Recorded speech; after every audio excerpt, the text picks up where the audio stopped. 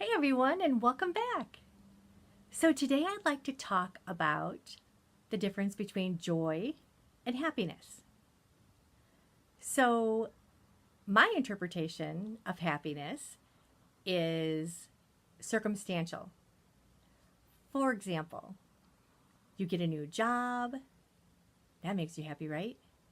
Or you get a raise, or you get a new pair of shoes, you drop a dress size, that makes you happy. But what happens if you lose a job, you break that heel, or you go up a couple of dress sizes? Well, none of those things usually make you very happy, right? So that's when joy comes in. Because the joy of the Lord is our strength. And that's in Nehemiah 8:10. Nehemiah chapter 8, verse 10. So what does that look like? What does the joy of the Lord look like? Well, the joy of the Lord is that God sent his only son down here to die for us, to rise again for our sins. The joy is the goodness of God, that he's all forgiving, all loving, his compassion, all of those things. The fact that he has plans for you to prosper and not for disaster, that he has a plan for your life, that he specially made and laid out for you at the time of your conception. Like when he formed you in the womb, he already made out like this whole plan for you, this whole life plan for you. How awesome is that, right? So that's joy. That's something to be joyful for. But there are times when, life is just really hard and you don't feel that joy. Like, right after the accident, I was not feeling any joy. And when I had that deep depression for 6 months, I was not feeling much joy. So what do you do then? It's in there because it's not based on our circumstances. So you need to stir it up.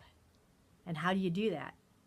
Well, for me, I turn on my praise and worship music. That really gets me going. So usually second, third song in, I got my joy back. I'm my usual joy junkie. Or I'll go to YouTube and just type in Christian music and play some of those and, see what's new out there. Maybe add it to my playlist.